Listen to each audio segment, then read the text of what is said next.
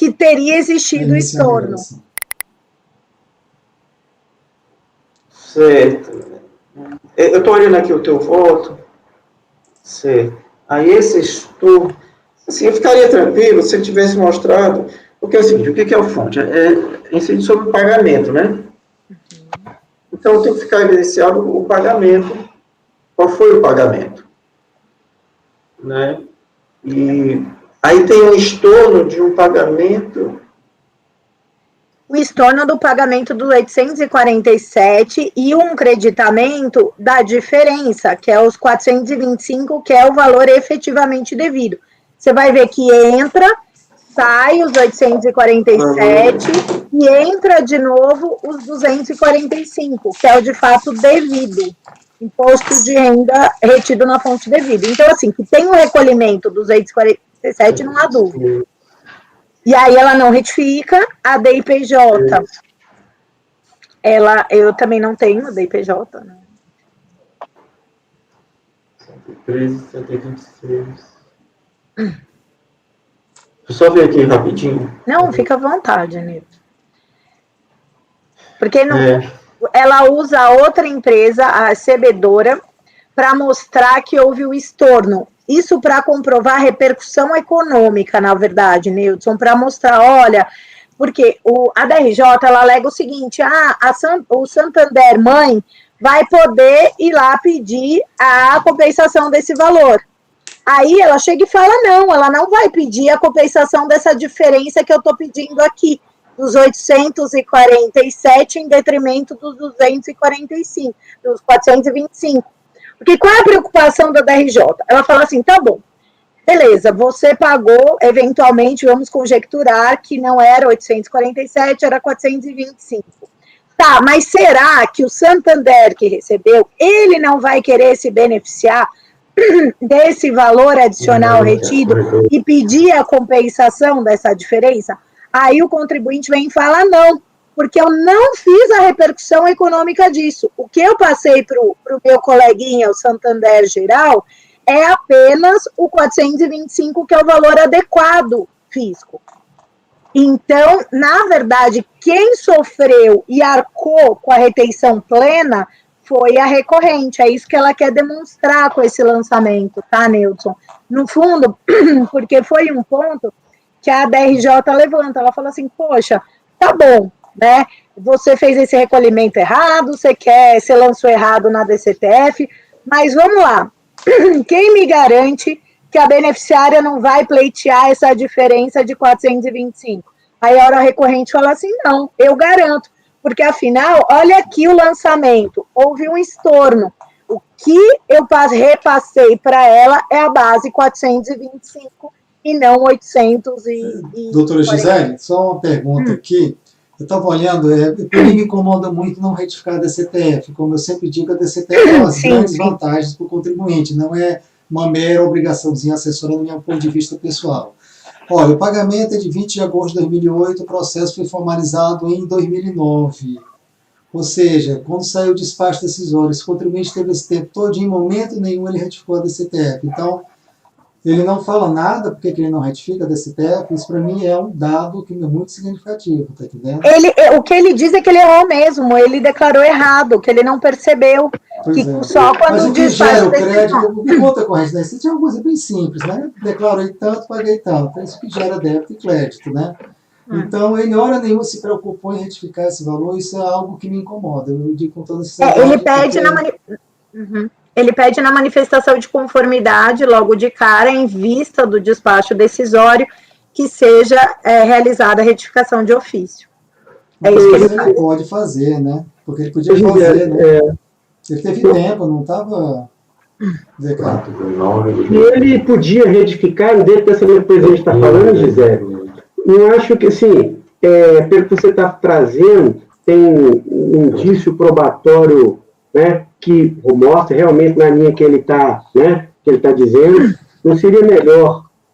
Eu assim, confesso que nesse caso eu me sentiria mais confortável de devolver para a origem para verificar e tal. Principalmente a gente aqui, quando há um óbice, ele já venceu o período, ele não consegue mais retificar, é uma coisa, é uma situação, né? Mas que ele já entra pedindo a retificação de ofício, sendo que ele poderia fazer, e às vezes até, né, se ele fizesse isso, já seria até um elemento probatório maior.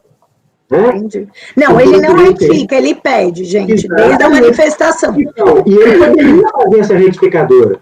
Eu acho que ele achou que ele não poderia, gente, porque muitas vezes, quando sai o despacho decisório, por exemplo, na maioria das gestões das companhias, elas não saem retificando depois do despacho decisório. Elas tendem a ter esse procedimento que ela adotou já, eu pessoalmente já, enfim, pode ser uma orientação errada, Efigênio, mas fato é que a empresa muitas vezes não se sente confortável pós o despacho decisório de retificar, e para mim fica muito claro isso. Tanto é que ela de antemão fala, olha, eu não retifiquei não por nada não, estou te pedindo de ofício. Se você vê na manifestação de conformidade, ela é muito clara nesse sentido. Então, o que me faz crer é que ela não está de má fé, entendeu? É que ela não retificou porque saiu o despacho, ela falou, putz, errei. E agora? Deixa eu pedir na manifestação de conformidade. Eu entendo que ela até poderia ter se antecipado e feito, mas o fato é que... Bom, aí, gente, vamos decidir, né? A doutora Gisele já foi bem clara do ponto de vista dela, tá entendendo? Eu, particularmente, tenho muitas restrições quando ele não retifica, eu acho esse dado muito relevante, mas não é preclusivo do direito, tá entendendo? Então, eu acho que é um processo que deve ser examinado com bastante cuidado, bem mais carinho. Doutor Neudson, sou o primeiro a votar. Incomoda bastante, realmente, ele não ter retificado a DCTF, né? Tem instituição normativa que diz que ele tem que retificar. Ele estava dentro do prazo, por que ele não retificou? Se a gente for olhar o recurso voluntário, você diz assim, a administração poderia ter feito isso e aquilo outro. Mas se você olhar o recurso, a manifestação de conformidade, é uma coisa assim, triste, né? Praticamente um formulário, assim, rasteiro, não traz nenhuma evidência. Então, quer dizer, contribuinte ao defender seu direito, né, ele não foi competente, na minha opinião, né, fez o mínimo, né, o mínimo que a gente tenta resgatar aqui. Então, incomoda bastante, né, essa postura do contribuinte, né, que não corre atrás do seu direito, né, manifestação de conformidade é triste. Talvez, quando foi feito o recurso voluntário, né, deve ter apontado alguém mais competente para fazer esse trabalho, aí já não tinha mais tempo, né? É possível, isso não deveria acontecer numa grande instituição financeira, uma das maiores do Brasil, né? Exatamente esse ponto, Leandro.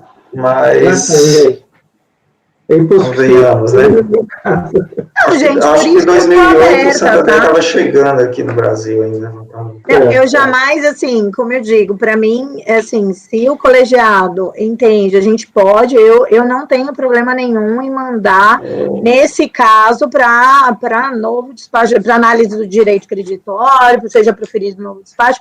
Não é um caso que me afronta a fazer isso, tá, gente? O que eu acho só é que eu tenho uma suficiência, ainda que, né, o Data Vênia eu entendo de forma diferente, mas da ausência de repercussão econômica para a principal e da ata, que, assim, veja, é um documento que eu não posso, a priori, desconsiderar e que a porcentagem, né, de retenção é muito clara. Então, assim, o indício é muito forte, o suficiente para ser bem difícil que haja algo em sentido diverso da própria ata que distribui o JCP. Perfeito. Mas, se vocês todos ficarem mais confortáveis também, assim, veja... Não, eu não sou confortável com essa ideia. Eu tenho situações até que eu concordo em voltar, né? Eu questionei prescrição, a estimativa não é compensada, eu acho que volta. Eu tenho grandes limitações em entender essa sistemática, mas respeito, já discutimos bastante, né? O meu encaminhamento nesse caso seria uma diligência, tá certo? E traz provas, eu não tenho certeza, eu tenho dúvidas com relação ao procedimento dele. Não vou negar, mas também não daria. Mas, senhores, vamos votar, né? Doutor Gisele, como é que o senhor quer colocar o seu voto para o colegiado votar? Não, eu posso ajudar.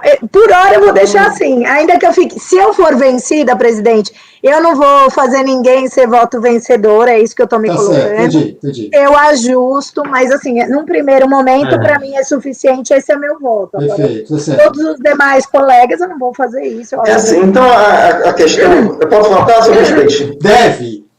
Tá.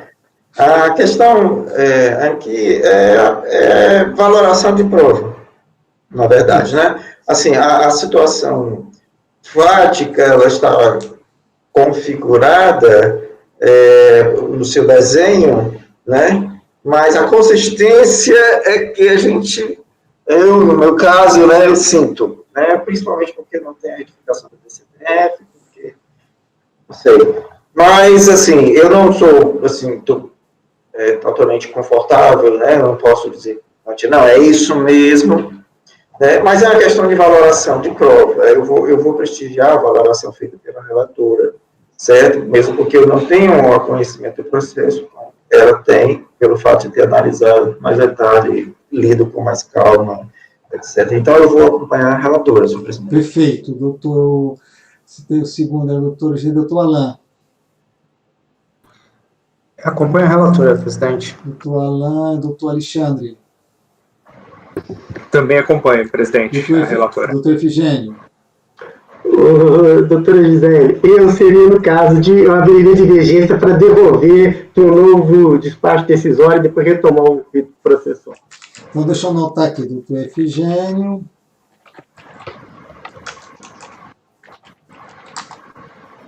De retorno dos autos à autoridade local, né? Seria naquele sentido, né? Deixa eu só anotar aqui, gente.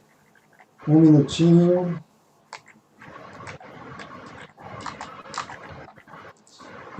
Depois do doutor Efigênio é o doutor Jefferson, não é?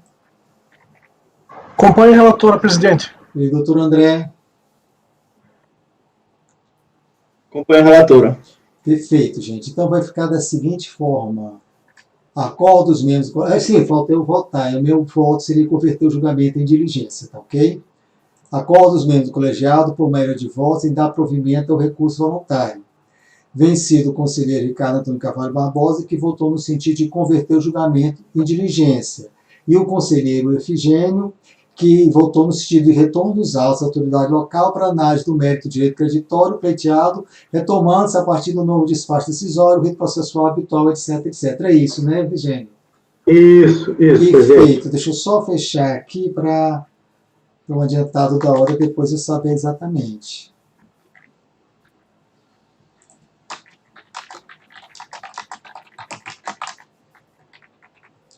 Então, vencidos eu e o Efigênio, só que o meu primeiro diligência, o Efigênio no retorno dos autos e dado provimento de recurso voluntário. Doutora Gisele, o outro processo é igual?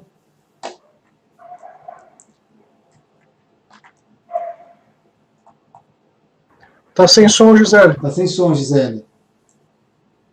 É o 48, deixa só para eu falar. Isso, se vocês quiserem, já está na pasta, vocês vão ver que é exatamente o complemento. Só uma questão de ordem, deixa eu só anunciar o processo, aí ele passa a palavra, tá certo? Então, agora já voltamos o item 38, né? É o seguinte, é o 48, dada a íntima relação com o processo atual, é o processo 16.327, 914-298/2009-31, também é do Santander Brasil, S.A. Corretora de Títulos e Valores Imobiliários. A relatora, a doutora Gisele, a quem eu já passo a palavra imediatamente. Obrigada, presidente. Bom, é exatamente o mesmo caso. Na verdade, a origem do direito creditório é exatamente a mesma, o JCP, no montante de 412.500, que é a diferença entre os 847.500 recolhido, menos o devido de 425, esse pagamento indevido a maior foi alocado para fins de compensação no processo anterior da pauta, o 38, e a outra parte, lá 170 mil, e aqui a outra parte, 248 mil, remontando o total dos 412.500 lançados como indevido a maior. Aqui é a mesma coisa, na valoração da prova eu pesei a deliberação constante da ata, esses lançamentos, essa memória, e a ausência de repercussão econômica dessa diferença para beneficiários do JCP, também colaciono as telas nessa mesma linha, e ao final, né, por todas essas razões, dou provimento para homologar a compensação até o limite do direito creditor. Se vocês verificarem nos despachos e no montante, é o que nós temos aí, tá, para a totalidade. Então, é absolutamente idêntico, né, só a diferença. Ok, doutor Gisele, obrigado. Então, senhores conselheiros, podemos replicar a mesma votação dos senhores? Então, Sim. Perfeito, então vai ficar da mesma 48, acordo dos membros do colegiado por maioria de votos e dá provimento ao recurso voluntário. Vencido o conselheiro Ricardo Antônio Carvalho Barbosa, que votou no sentido de converter o julgamento em diligência, e o conselheiro Efigênio de Freitas Júnior, que votou no sentido de retorno dos atos da autoridade local, etc, que vocês conhecem muito bem, tá ok?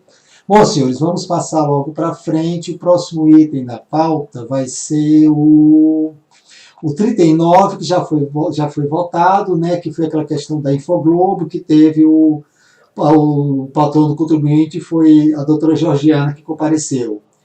O item 40 é o processo 15.892.720.012/2017-81, Reval Atacados de Papelaria Limitada. Ele foi retirado de pauta por solicitação da PGFN, tá ok?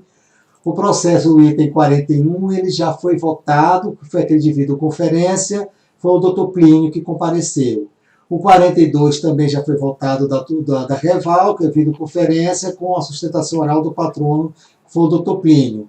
Nós vamos passar agora para o processo número 43, do item da pauta 43, é o processo 10.880.908.270/2003-89.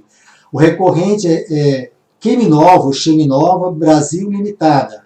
Interessado em Fazenda Nacional, ele apresentou o memorial e eu passo de imediato a palavra para o doutor Alexandre. Perfeito, presidente. Já está lá na pasta, já. Tanto 43 quanto os seguintes ali. Deixa eu abrir aqui.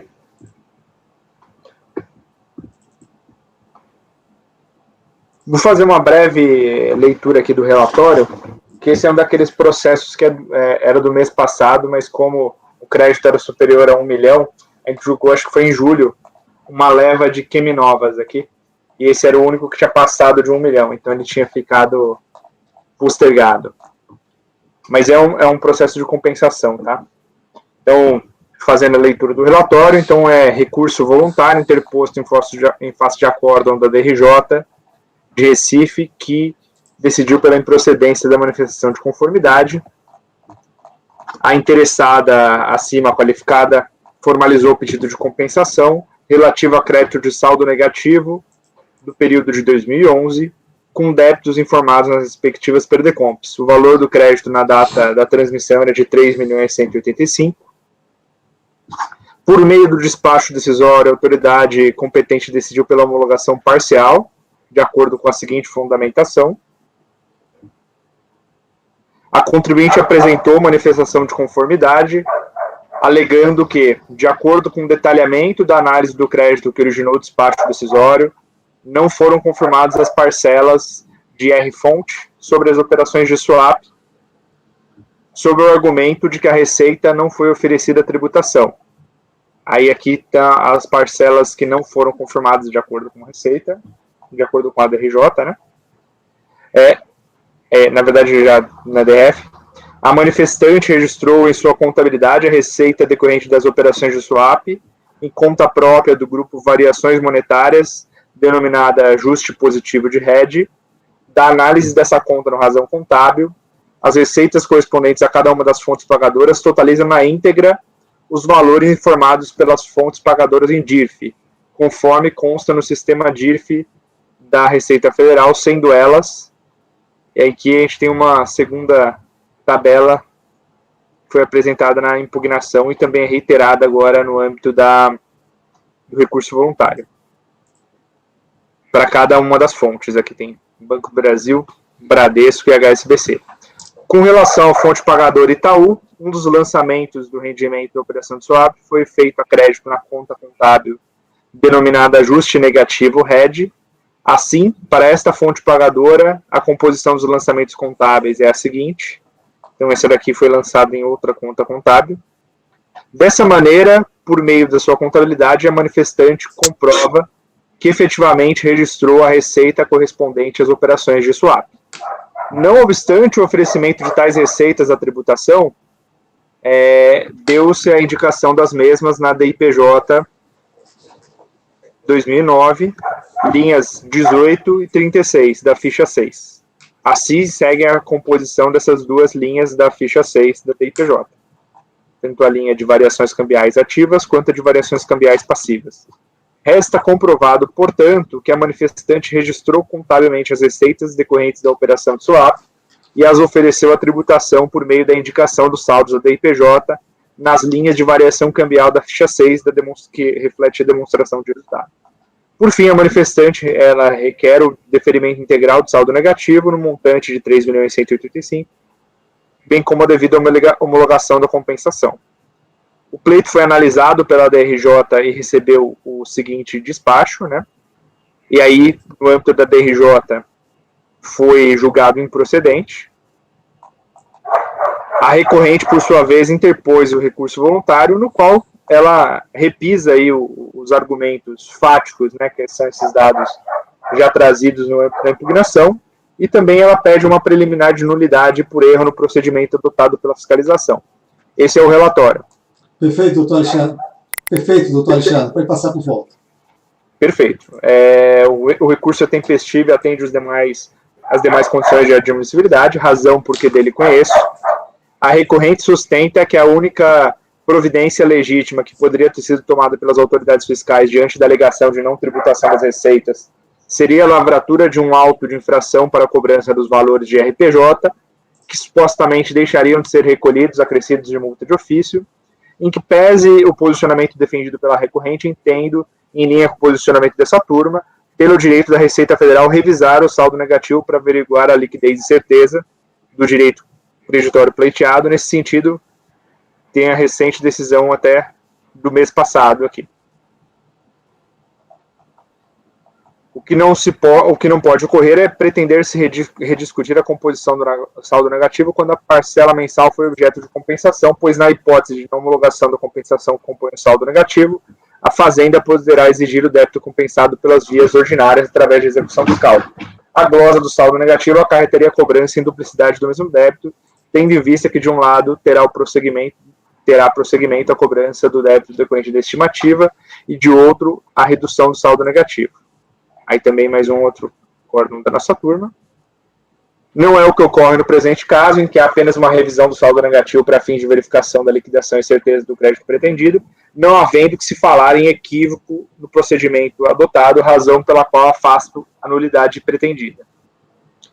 Então, preliminar de mérito afastada. Passando ao mérito, eu trago aqui o principal ponto do acórdão da DRJ que justificou a manutenção do despacho decisório. Então, no sentido de que, analisando-se a DIPJ lá na ficha 6, que reflete a demonstração do resultado, onde estariam as receitas não identificadas como oferecidas à tributação pelo despacho decisório, foi informado o valor de 22 milhões, sendo esse resultado do subtotal de 31 deduzido da parcela de 9, segundo a contribuinte teria sido informado na linha 6A28.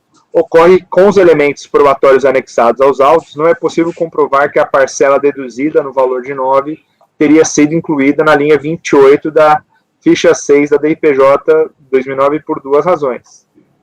A primeira é que no razão analítico da conta consta como saldo 9, seguido de lançamento a débito de apropriação do resultado de 2008 no montante de 10, não consta nenhum lançamento a débito de 9047 que justificasse a alegação da manifestante de que haveria um ajuste da DIPJ, reversão de provisão registrada na conta aqui XYZ em 30/12 e realocada na conta 28. É o que se encontra registrado no livro razão. E 2, a manifestante, não apresentou demonstrativo nem anexou aos autos os registros contábeis que justificassem o valor de 37.626 informado na linha 28 da ficha 6 da DRPJ 2009, onde estaria incluída, segundo alegou a defesa, a parcela dos 9, deduzida do valor que deveria constar na linha 18 da ficha 6. Com relação aqui ao anexo 6, né, o razão analítico do ajuste negativo, nessa conta estaria registrado o lançamento da receita no valor de 1.282, correspondente ao Banco Itaú, que teria sido informado conforme o quadro abaixo. Aí tem informação. A identificação desse lançamento contábil não pode ser realizada pela simples descrição contida no razão. O contribuinte especificou como sendo oriundo do Banco do Brasil o lançamento contábil a crédito de 1.282, escrevendo à mão com a caneta a denominação da instituição bancária que se refere, não identificando uma série de outros lançamentos contidos nessa conta. Observe-se que esse lançamento contábil deveria ser receita do Banco Itaú e não do Banco do Brasil, como se encontra especificado no registro da contabilidade. Considero também, nesse caso, sem a devida comprovação, a receita de 1.282, né, que a gente estava se referindo até agora, correspondente ao Banco Itaú, segundo alegado pela contribuinte em sua defesa. Assim, com fundamento, voto pelo não reconhecimento de parte do saldo negativo e pela manutenção do despacho decisório. Então, agora fecha aspas, voltando ao voto. Com máxima vênia o entendimento exaurido pela DRJ, entendo de forma diversa. Inicialmente, em relação ao mero fato da recorrente ter anotado à mão com caneta a denominação da instituição bancária a que se refere os lançamentos e ao fato de não ter identificado os demais lançamentos contábeis contidos nessas duas contas, entendo que não são fatos relevantes para desconsiderar a documentação apresentada. Ao contrário, espera-se no recurso que os representantes dos contribuintes facilitem a tarefa do julgado, demonstrando com provas e delimitando, ainda precariamente, né, à mão, os elementos determinantes para que se comprove o seu direito. A ausência de identificação dos demais lançamentos decorre de uma desnecessidade para o caso em questão. Quisesse o julgador de primeira instância tomar conhecimento da natureza jurídica dos referidos lançamentos, deveria ter convertido o julgamento em diligência e oportunizado ao contribuinte a produção complementar de provas relacionadas a fatos estranhos ao processo. No presente processo, a recorrente indicou em planilha sintética a conta contábil, o número, a data e o anexo em que o lançamento foi realizado. Nessa forma, não é a mera inscrição à borda do documento que autoriza a desconsideração da prova documental apresentada, principalmente quando confirmada por outros documentos. O mesmo no que tangencia a comprovação de que a parcela deduzida no valor de 9 teria sido incluída na linha 28. Isso porque a entidade julgadora não requisitou a complementação documental que entendia necessária para a comprovação do direito. Os que, como já salientado, as provas apresentadas aos autos comprovam que tais rendimentos foram incluídos na base tributária. Questões outras que perpassam a correta apuração do IRPJ, como a composição do resultado, para que se verificasse se o valor encontra-se ou não ali abrangido, não é algo óbvio para a comprovação do direito creditório pleiteado, devendo ser oportunizado ao requerente a possibilidade da demonstração. O mesmo no que tangencia a suposta ausência nos autos dos registros contábeis que justificassem o valor de 37 milhões informado da linha 28, onde estaria incluído, segundo alegou em sua defesa, a parcela de 9, deduzida do valor que deveria constar na linha 18 da linha 6. Nessa linha, voto no sentido de conhecer do recurso voluntário e dar-lhe provimento. Obrigado, doutor Alexandre. Só resumindo aqui, né, a discussão aqui, mais uma vez, diz respeito sobre o oferecimento ou não à tributação desses montantes. O fisco não identificou. O contribuinte, lá na manifestação de inconformidade, ele já vai apresentar uma série de documentos e vai dizer o seguinte, olha, na verdade, vou mostrar que é a comprovação disso daí por meio, primeiro, da DIPJ, então nessas duas linhas da ficha 6, em uma delas não está a melhor alocação possível, é verdade, ele alocou uma receita na linha de variação cambial negativa, que teria feito de despesa, e ele traz o razão, com alguns apontamentos à mão. Então, esse é o cenário. Um cenário de provas para verificar se houve ou não esse oferecimento à tributação, consequentemente, para dar margem ao aproveitamento do fonte. Bom, ok, doutor Alexandre, eu vi aqui, o senhor fez uma crítica aqui ao voto da RJ e fala assim: quisesse o julgador de primeira instância tomar conhecimento da natureza jurídica do referido lançamento, deveria ter convertido o julgamento em diligência e oportunizado ao contribuinte a produção complementar de provas relacionadas a fatos estranhos ao processo. Eu pergunto, ele trouxe novos documentos ou o senhor achou que os documentos já eram suficientes para a lide? Uma coisa eu fiquei em Não, ele não. Boa pergunta, presidente. Não, basicamente ele trouxe os mesmos documentos, tá? Na verdade, os documentos eles sempre se referem à impugnação. Ele não trouxe documentos, melhor dizendo.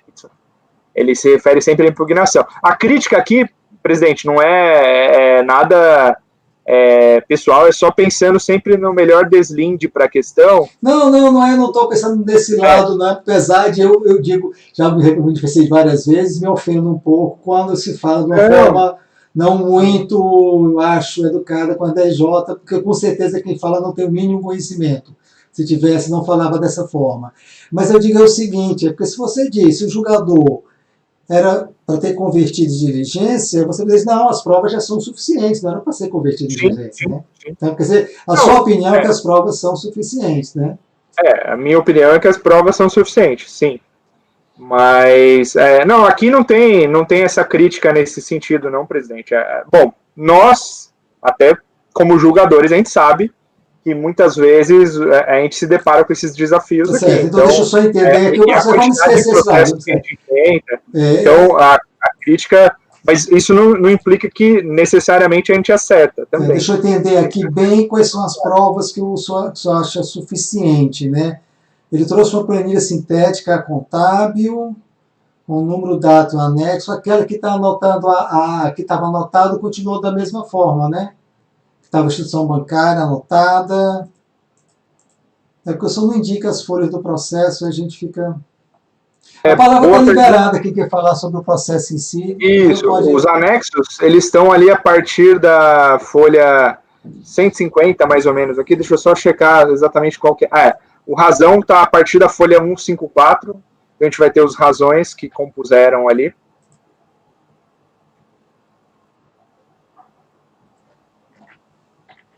Assim como a própria DIPJ.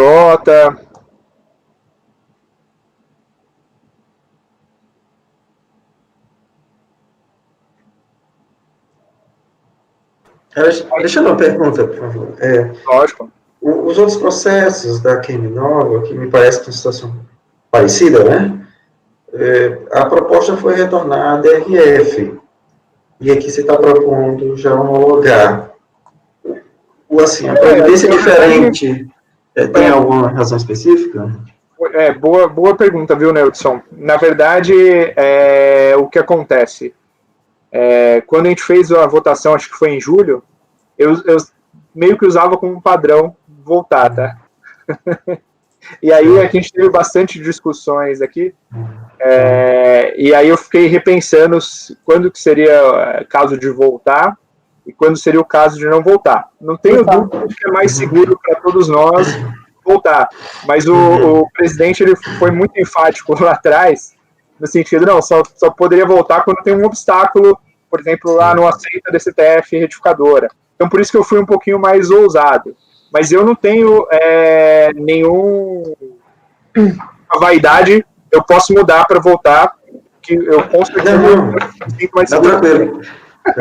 A linha que eu adotei foi parecida, Lê. Se vocês perceberem, eu adotei essa linha também. Eu falei, quando é imprescindível voltar. E quando dá para eu julgar, eu estou tentando julgar também, né? Essa divergência que foi aberta na turma agora, aconteceu o seguinte, nós tínhamos um costume de voltar. E aqui, presidente, vou deixar claro, não é uma crítica à ideia, eu estou colocando um posicionamento, que eu respeito o posicionamento de todo mundo. Com o posicionamento do presidente, né, que, óbvio, todos nós respeitamos, o que aconteceu? Aí, passou-se a adotar o seguinte posicionamento, ou eu vou para devolver, eu vou extremar, ou eu vou para lá ou para cá. O extremo foi passar a homologar. Mas se eu falar só o seguinte, deixa eu falar, eu tenho discutido isso tanto, eu acho o seguinte, eu acho que tem situações que eu volto para a autoridade local. Quando ela esteve impedida de apreciar uma determinada matéria, Vamos dizer o seguinte, é uma prescrição, esse crédito está prescrito. Aí ele vai, não está prescrito, volta, porque tem que continuar. Então, são situações dessa natureza que tornaram impeditivo. Esse é o meu ponto de vista estritamente pessoal, tá certo? Durante o contencioso, eles olha, alguma coisa não foi vista. Mas eu acho que no momento que ele traz provas no contencioso, tem que ser resolvida no âmbito do contencioso. Então, por isso que normalmente em situações, vai depender de cada caso, eu volto sempre no sentido, qual o processo passado? Foi de diligência, tá entendendo? Porque eu acho que se ele traz provas, não posso simplesmente rejeitar essas provas. Se eu tenho dúvida nas provas, eu acho que é o poder que me confere em convencer de diligência. É a minha forma de pensar, mas eu já falei tanto, falando sobre tudo isso, tá entendendo? E vocês têm vencido sempre, né? Não teve nenhum caso. O doutor André, que teve alguns processos, que votou comigo aqui, mas é um ponto de vista que eu tenho, eu já estou há muitos anos, é bem sobre. Não é uma matéria para mim nova, assim, que eu vou pensar, é uma coisa que eu acho já mais madura, tá certo?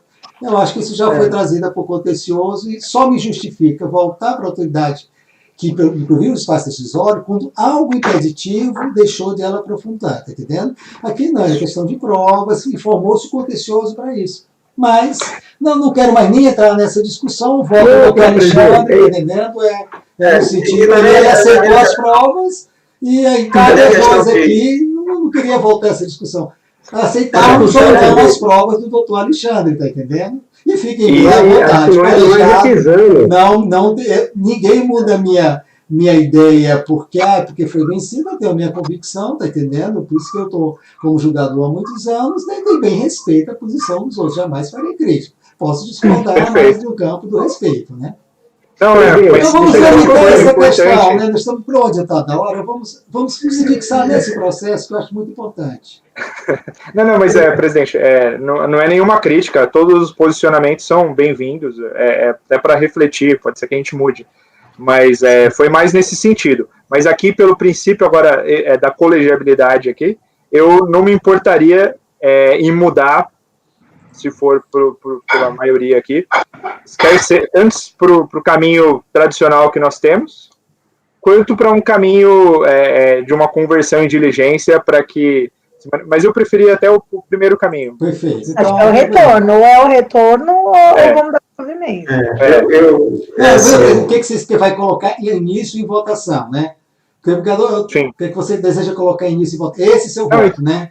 Então, meu voto, eu vou modificar o meu voto, só a parte final. Nesse ponto, perfeito. Sim, perfeito, presidente. Então, vou modificar só a parte final, vou colocar o voto, vou chamar aqui de clássico e tradicional, para que volte para que a unidade de origem aprecie a luz aí para ultrapassar dessa questão da verificação daqueles montantes, se eles estão lá, né? E se estando, de acordo com o que o contribuinte alegou, analise o direito creditório pleiteado e volte e retorne o rito processual habitual. Perfeito. Senhores, essa questão que foi posta pelo doutor Alexandre, há alguma dúvida ou posso iniciar a votação? Eu queria pedir a palavra? Pois não, à vontade. Só para complementar, o debate que começou, eu fiz uma pergunta ao relator, né, por que a proposta é diferente em relação aos outros processos, né? E a pergunta que eu fiz, certo, não é outra do que a necessidade de a gente estabelecer um debate no sentido de encontrar a melhor solução, certo? Encontrar como turma, né? Não individualmente, né? A gente está, claro, nós somos indivíduos, temos as nossas ideias, nossos conhecimentos, nossa história, mas aqui nós estamos funcionando como turma. A decisão é uma só, não são 8 decisões, né? A decisão é uma só. E isso exige da gente, como julgador, um esforço, né? Um esforço do debate, um esforço da compreensão do outro. Doutor Nelson, você vai querer falar isso comigo, doutor Nelson, eu não acredito. Eu estou falando com o senhor. Doutor Nelson. Eu não estou falando para o senhor. Tá certo. Você acha que eu não sei disso, doutor Nelson? Eu não acho, eu sei que o senhor sabe disso, mas se o senhor me permite, eu gostaria de Continue o tempo que o senhor quiser. Eu agradeço. Então, essa pergunta que eu fiz foi nesse sentido, certo? Eu entendo que nesse debate, nesse esforço, pelo menos é um esforço que eu faço, no sentido de encontrar uma solução, né, inclusive de fazer com que o nosso trabalho venha a ser um trabalho mais eficaz, mais eficiente e mais eficaz a cada vez que a gente discute mais, né, nesse sentido, de buscar um melhor entendimento. Então, cada um contribui com isso, né, e foi por isso que eu fiz essa pergunta. Por que mudou, né, esse posicionamento? Eu louvo, e eu acho que esse é o caminho. A gente tem que, pelo menos, é o caminho que eu adoto como jogador. Eu estou sempre me questionando a todos, né, às vezes eu posso ser muito incisivo, mas eu questiono tudo, da mesma maneira que questiono a mim mesmo, né, e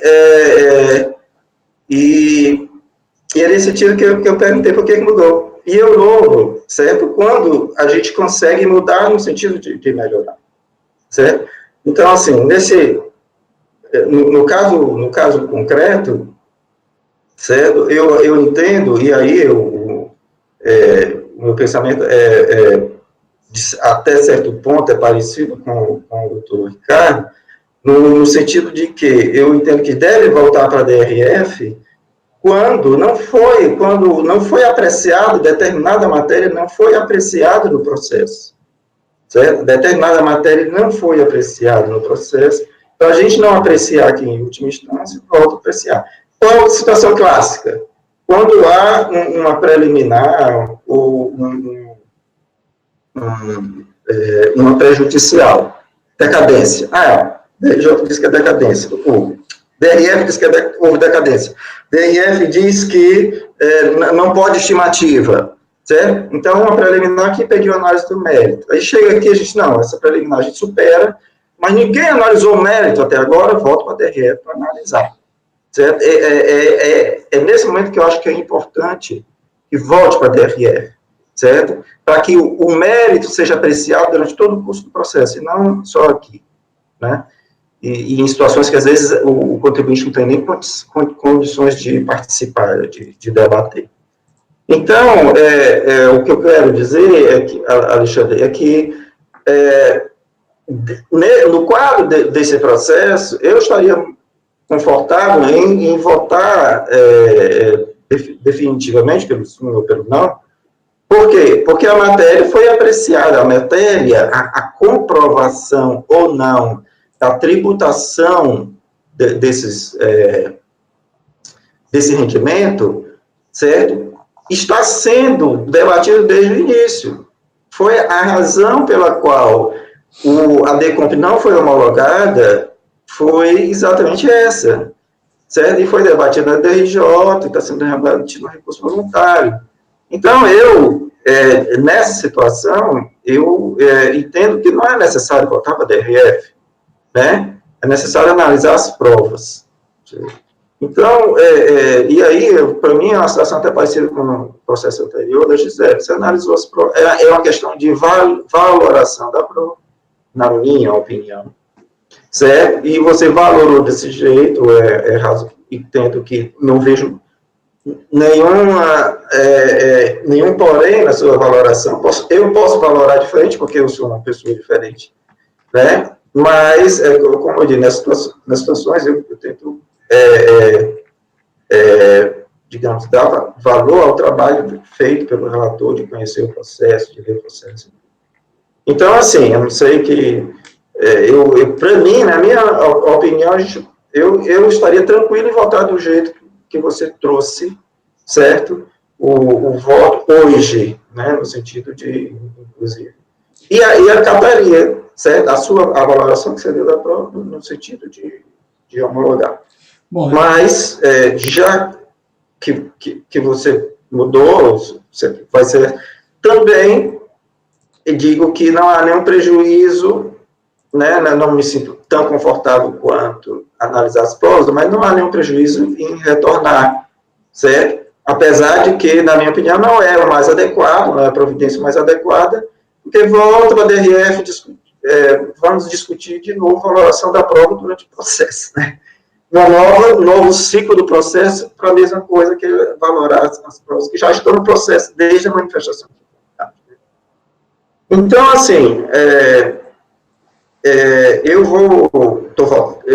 isso já é votação, senhor presidente? Eu queria... A Gisele quer falar Então, para encerrar, certo, Alexandre, eu fiz a pergunta não no sentido de fazê-lo mudar, exigir uma coerência, de jeito nenhum, certo? Eu fiz a pergunta para entender, né, por que mudou, né, no sentido de melhorar também o meu posicionamento, que é esse questionamento que eu faço para mim mesmo. Tá ok? Obrigado. O doutor Alain estava pedindo, depois a doutora Gisele, tá bom? Doutor Alain, vai lá. Eu não sei.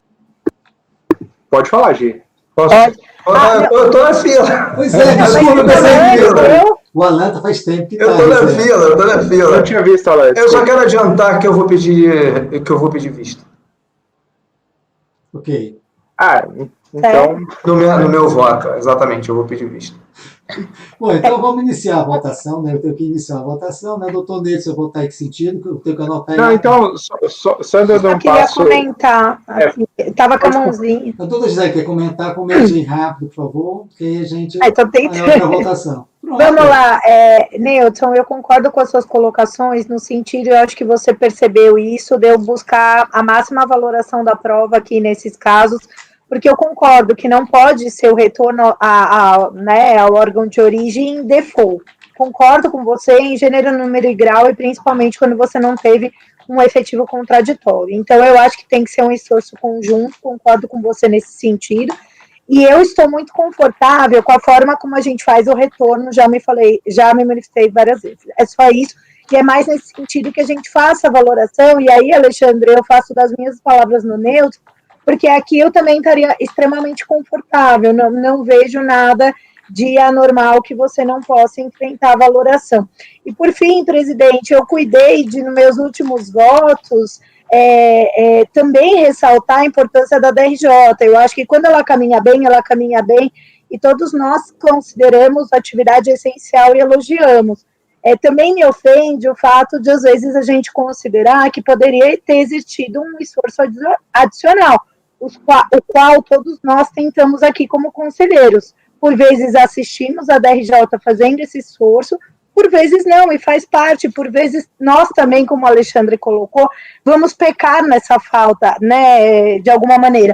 Então, é só para deixar claro, presidente, que, por exemplo, no meu último processo, você viu, eu fiz questão de reproduzir a DRJ pela qualidade da decisão que foi trazida, como muitas outras. Eu quis fazer esse disclosure, porque eu sei que o presidente muitas vezes coloca isso, e quando a gente fala do contraditório, é algo muito mais retórico para que se busque a satisfatividade e a verdade dentro dos autos. É só nesse sentido, não é um demérito à DRJ ou a CEOT ou a autoridade local.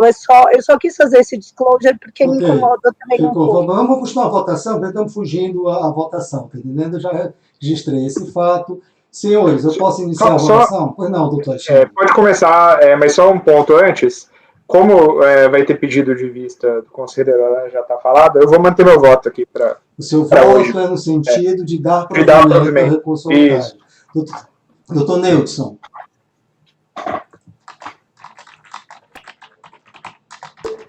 Acompanho o relator, senhor presidente. Doutora Gisele. Eu acompanho o relator. E o doutor Alain pediu vistas, não é isso? É o próximo, não é isso? Isso, presidente, visto. Tá certo. Então, deixa eu aqui só ver se está tudo ok.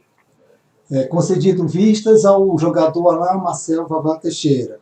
Os conselheiros Neucio e Gisele votaram com o relator em dar provimento ao recurso voluntário no momento em que foi pedido as vistas, tá ok? Bom, senhores, deixou o próximo item da pauta, é o item 44. É o processo 13.710.000.877/2000, né? 0055. O recorrente é a Companhia Brasileira de Trens Urbanos e o relator também é o doutor Alexandre, a quem eu já passo a palavra. Doutor Alexandre. Perfeito, também já está na pasta o caso da Companhia Brasileira de Trens Urbanos. deixa eu só relembrar aqui, eu acho que esse daqui é mais simples, que ele não trouxe grande documentação, então é negar provimento. É isso mesmo, mas deixa eu fazer um resumo aqui. Então aqui também é um pedido de restituição acumulado com compensação de valores recolhidos lá em 98, referente à fonte, né, fonte de aplicações financeiras que totalizavam à época 1.396.000, a DRF do Rio de Janeiro, lá em 2018, baseado no parecer conclusivo, indeferiu o pedido de restituição, com base nas consultas efetuadas aqui. Então, no resumo do beneficiário, não constava que o IR-fonte seria de 1.337, incidente sobre rendimentos brutos de 7.064. Dentre tais montantes, tinha retenções, somavam 1.305, correspondendo a um rendimento bruto de 6.900.000, desculpa. Então, superaria o informado na DIPJ de outras receitas financeiras da época, que seria de 5.670. Então, tem a ver, obviamente, com essa questão de se foi oferecida a tributação ou não. Então, teria uma suposta omissão de receita. Então, não poderia prosperar a devolução do montante de 1.396. A interessada apresentou manifestação de conformidade, alegando que a maioria dos créditos teriam sido lançados por homologação há mais de 5 anos, o que acarretaria a decadência. Então, assim, os períodos que estão sendo cobrados foram atingidos pelo Instituto da Decadência. É titular de um crédito junto à Receita Federal relativo à retenção na fonte do ano de 2008, que foi apurado e registrado no montante de 1.396, que é o montante por ele pleiteado, e que deve ser respeitado o princípio da irretroatividade, que se traduz na proibição de estender a eficácia da lei nova.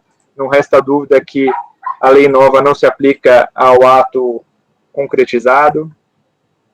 Despacho decisório na DRJ foi improcedente para o contribuinte. A recorrente ela interpôs o recurso voluntário reprisando as teses de defesa, incluindo também uma nova em que ela destaca que não houve qualquer omissão de receita, conforme sustenta a decisão, uma vez que os valores supostamente deveriam ser lançados no campo 22 constam no campo 23. Aduz ainda que o contribuinte obteve no referido exercício prejuízo fiscal, conforme a apuração do lucro real. Também o contribuinte expôs toda a sua movimentação financeira, inclusive com a apresentação dos extratos bancários. Então, esse é o relatório. Ok, doutor Alexandre, pode continuar. Tem um cachorro solto aí. Eu não sei de que é esse cachorro. Aqui. Agora é o horário dos gatos aqui, então... Meu Deus. Vou passar para o voto aqui. Então, primeiro, o recurso é tempestivo e atende às demais condições de admissibilidade, razão porque dele conheço. Inicialmente, no que diz respeito à decadência, importa registrar que se trata de matéria estranha a esses autos, já que se discute aqui a restituição. Então, não há que se falar em decadência, nem conheço desse argumento, porque a decadência seria com relação, se fosse um processo de débito, né? Aqui ele está querendo dizer que não poderia a gente analisar rendimentos de anos anteriores para saber se eles foram oferecidos à tributação ou não. No mérito, a questão gira em torno da comprovação ou não desses rendimentos à tributação. Aí trago o dispositivo aqui da época, né? A recorrente, quer dizer, nesse caso continua válido. A recorrente pleiteia a restituição de RPJ referente à retenção no valor de 1.396. Ocorre que, de acordo com os extratos sobre os rendimentos, verificou-se essa diferença. Ao olhar aqui para as outras receitas, que está na DIPJ, de fato a gente vê que o montante é menor, que é ali na linha 23. Aquela alegação que ele se refere para a linha 22 está zerada, inclusive. Contraste dos documentos apresentados pela recorrente depõe contrariamente ao pleito realizado. Além disso, da análise da manifestação de conformidade do recurso voluntário, porém não foi anexado nenhum documento que ateste a tributação de tais receitas. Não há balancetes contábeis, memórias de cálculo, qualquer outro documento hábil. Sabe-se da premissa que o pressuposto aí seria a tributação de tais receitas, aí até coloco aqui a súmula CARF 80, né, que diz que na apuração da RPJ, a pessoa jurídica poderá deduzir o imposto devido ao valor do imposto na fonte, desde comprovada a sua retenção, e o cômputo das receitas na base de cálculo do imposto. A recorrente faz ainda menções genéricas de que houve tributação, mas não apresenta nenhuma demonstração ou prova a seu favor. Aqui o artigo 170, né, da liquidez e certeza do crédito, que a gente tanto discutiu hoje. E também, nesse caso concreto, então, trouxe nem escrituração contábil ou documento, então também trago aqui um precedente nesse sentido negativo aqui de relatoria da conselheira Gisele. Então, conheço do recurso e nego o provimento. Ok, ficou bem claro. Senhores, está aberto aí para debates. Alguma dúvida ou querem votar? Bom, ficaram calados, doutor Neves, qual é o seu voto? Acompanho o relator, senhor presidente. Doutora Gisele? Acompanho o relator. Doutor Alain? Com o relator, presidente. Doutor Alexandre, relator. Então, doutor Efigênio? Com o relator, presidente. Doutor Jefferson? Acompanho o relator, presidente. E doutor André? Também com o relator, presidente. Eu também acompanho o relator. Ficou da seguinte forma: acordo os membros do colegiado, por unanimidade de votos, em negar provimento ao recurso voluntário. Não é isso? Bom, o próximo processo da pauta é o item 45, que era o da Itaú Unibanco. Esse processo nós já voltamos, que apareceu com a presença do patrono do contribuinte, que é a senhora Ana Paula. E o último processo da pauta de hoje é o item 46, é o processo 16.306.000.058/2007-33. O recorrente é Publicado Brasil Listas Telefônicas. Também é do doutor Alexandre. O senhor está com a palavra. Perfeito. Esse é aquele caso mais... Está na pasta já, né, em primeiro lugar. Esse é aquele caso que a gente também manda para a unidade de origem, porque aqui entendeu-se que tinha teve uma barreira e não foi analisado lá atrás, então a gente está mandando voltar superada essa questão. Então, só vou fazer uma breve leitura também aqui para...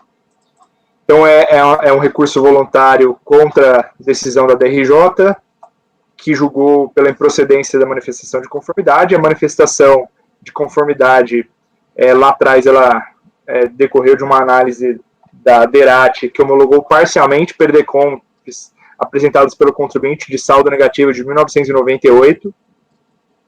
Ao examinar as perdecontas, o auditor observou que o crédito declarado, apenas duas haviam sido apresentadas antes de 31 de dezembro de 2003, que seria a data limite para a apresentação do saldo. Ao analisar o direito creditório, né, o auditor verificou que os valores estavam corretos e conheceu o montante ali das que foram transmitidas em 2003. O auditor fiscal também observou que o contribuinte não protocolizou qualquer pedido de restituição dentro do prazo legal, então o restante não poderia ser mais utilizado. O contribuinte apresentou a manifestação de conformidade, alegando o seu direito de compensação, defendendo a tese dos 10 anos ali, para compensação e citando acórdãos do STJ que embasariam essa alegação. O pleito foi julgado improcedente na âmbito da DRJ, e a recorrente interpôs o recurso reafirmando essas teses. Esse é o relatório. Perfeito, doutor Alexandre. Pode passar para o voto. Então, passando para o voto aqui.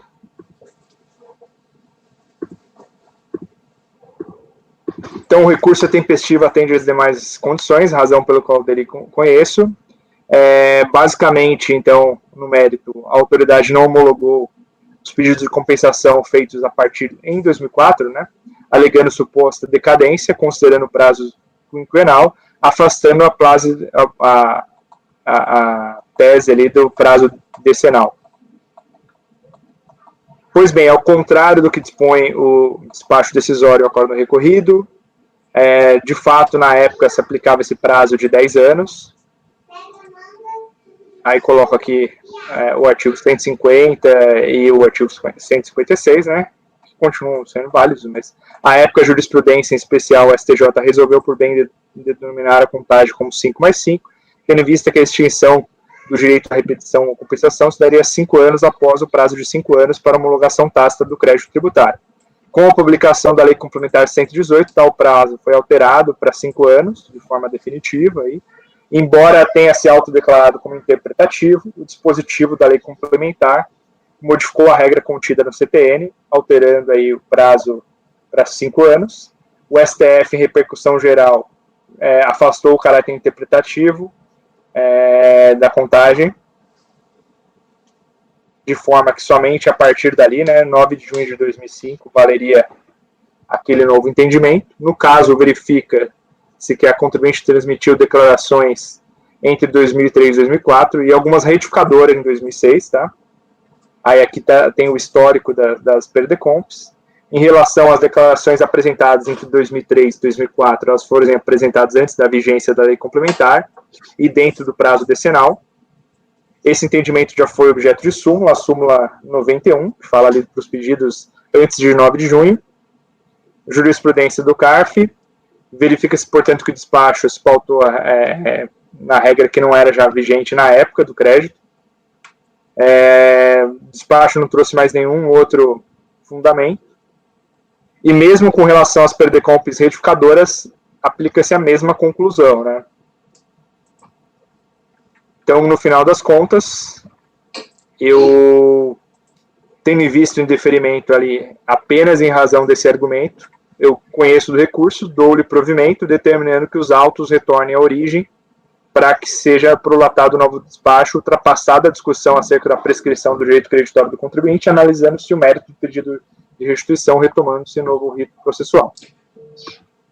Perfeito, doutor Alexandre. Como voto. Perfeito. Esse, para mim, é um caso típico de retorno no processo. Né? Há uma matéria que não foi analisada ainda, porque a delegacia adotou o prazo de 5 anos, veio toda aquela história e foi decidido que até 2006, né, se não me falha a memória, adota a regra dos 5 mais 5 anos. Então, nesse caso, eu concordo plenamente que é um caso, dentro da minha visão processual, de retorno dos autos.